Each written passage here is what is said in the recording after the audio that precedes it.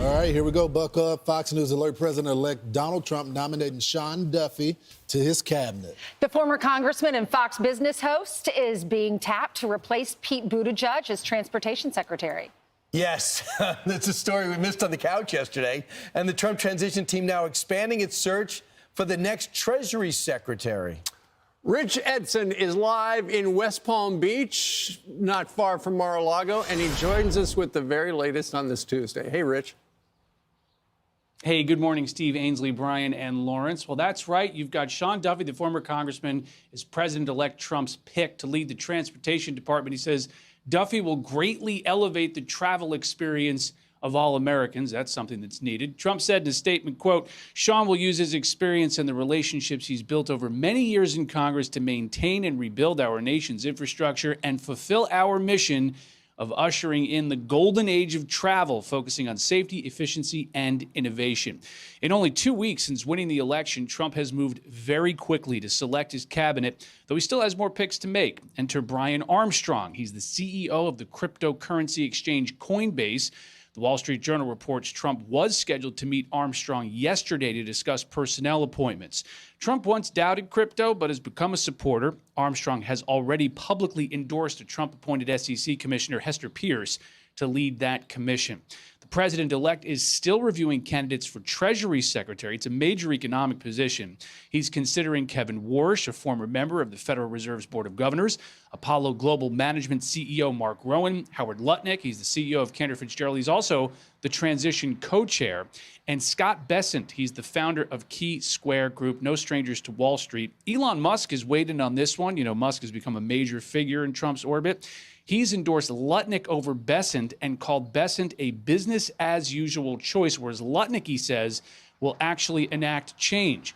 Musk has been hanging around Mar-a-Lago. Now it's President-elect Trump's turn to visit Elon. Trump is reportedly traveling to a SpaceX launch in Brownsville, Texas. That's where they're trying to launch those rockets and then recover them so they can reuse them, part of the SpaceX process there. Reportedly, the president-elect's going to go check out a launch later today. Back to you.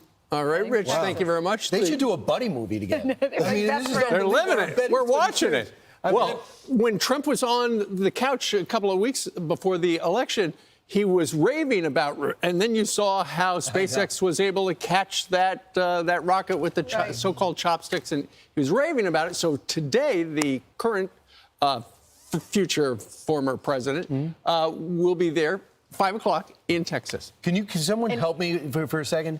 Who's this Sean Duffy guy? Where is he? Does anyone know? Your coworker, his wife was sitting next to you yesterday. Reality show star? Yeah. Is this him, Sean Duffy? I mean, can you believe this? I mean, he's going to be great, no doubt about it. I mean, he probably would have been governor if he wanted to stay in Wisconsin. Yeah. And now he comes here doing a fantastic job as an anchor, and Rachel was here yesterday. Brian is so salty. I'm so mad at myself. Why did I just ask? By the way, is your husband going to be joining the administration? But no, I'm too absorbed in what Rachel's doing. We're just going to start asking every guest we have, are you being tapped? Is your spouse being tapped? Right. Well, yesterday she couldn't have said anything because ultimately you don't want to get in front of the president, and he put that out, I think, right about 6 o'clock last night. She could have whispered it. So despite what Politico put in one of their headlines, he's not just a former reality star. He actually has a background. He served 9 years as a U.S. congressman where he was on the Financial Services Committee and chair of the subcommittee on insurance and housing. He's a former district attorney in Ashland County, Wisconsin, and he graduated from St. Mary's with a J.D. In law. So he has an extensive resume. He does indeed, and he's a wonderful guy, a great guy. You know who didn't want him? Elon Musk. Apparently, Elon Musk and a number of other top Silicon Valley people were pushing for another guy. This tech exec by the name of Emil Michael, they were pushing for him. Emil Michael put out a lovely tweet after Sean was tapped and said Sean's going to do a great job. But it just goes to show you there's a lot of jockeying behind the scenes to try to get everybody's person on board. Apparently, Elon Musk continues to push Howard Lutnick for Treasury, but that seems to be going nowhere right now. Well, he is married to Rachel, our weekend co-host on Fox and Friends, and they have 9 children together. So he's definitely equipped. Oh, yeah. He's great. Team. Charming, wonderful, great presenter. But the only thing is, it is sacrifice. I mean, he just moved to New Jersey. I mean, when you talk about service to the country, that's what he's doing. 9 kids. I don't know how him they back and balance it forth. all. Rachel's doing 2 shows now in 2 languages. And now he's going to go to Washington. This is truly service. I just like to add one other thing about Treasury Secretary.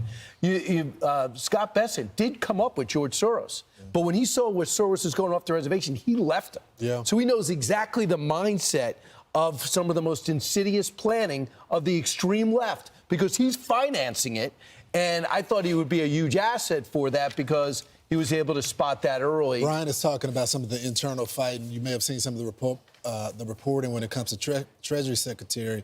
A lot of people gunning for the job, and it looks like the president-elect has still yet to make a decision on that. One thing I do know is the people that make it obvious that they want a position have been the people less likely to get the position. And that's Howard Lutnick. Correct. And in fact, If they push for it, if they campaign for it? Especially when they push for it publicly. The people that are more reserved and don't say anything. The one thing I appreciate Caroline Leavitt, she was qualified for the job. Everybody wanted her to get the job. Everyone was singing her. She never once said that she wanted the job. And the president-elect took that in mind. And that goes for the rest of them as well. So the president, is going to sit down with the 2 other Treasury nominees tomorrow and try to figure out. So maybe by Thursday we'll know. Meanwhile, President Trump is vowing a national emergency. He's going to use the military for mass deportations and crackdown, he says, beginning on day 1. Right. Because he says when he's inaugurated, he wants to close our borders. He said that throughout the entire election. The majority of the voters agreed with him, and they want to do something about immigration. But some of these Democratic leaders, it's leaving them in disarray, Brian. There's a couple of things going on here. Number one, you got to put up the wall at the same time you're doing this. Number 2 is you have to understand these governors and these mayors and these people, the governor of Arizona, a border state, should be ashamed of herself. J.B. Pritzker, you see what's happening in Chicago and you're still pushing back. Jared Polis, my goodness, you have given up Denver. That city's in the toilet. Aurora's about to go out the same direction, and you're still not sticking up for the people that elected you. Maura Healey in Massachusetts, who feels more comfortable taking aim at a congressman in her own state, a left-winger, a Democrat, and then Brandon Johnson, one of the biggest embarrassments in this country, just a radical who just got that job because there's nobody else out there, and Michelle Wu. What do they have in common? They all believe it's up to them to fight for illegals living amongst them. Do they understand that it's criminals they're going for? They're not going to go in there and go into the local kitchens at the local Cheers and pull out people that are handling the fry cooks. They're going for the criminals. So you think it's more important to protect the criminals because you're in that 19 or maybe the 2000 mindset of illegals matter? Yeah, they're people, but they broke the law. One of the main reasons why Donald Trump is president is because of this. And I wish somebody would just put politics aside and look at the welfare of their people. And it might just be the mayor of New York City who met with the president on Saturday briefly, has talked to him before, and he understands what they're doing to this city.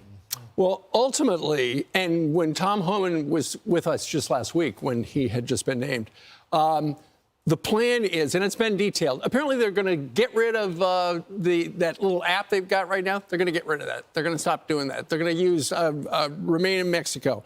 But here's the key. They are going to prioritize people with criminal convictions and final removal orders.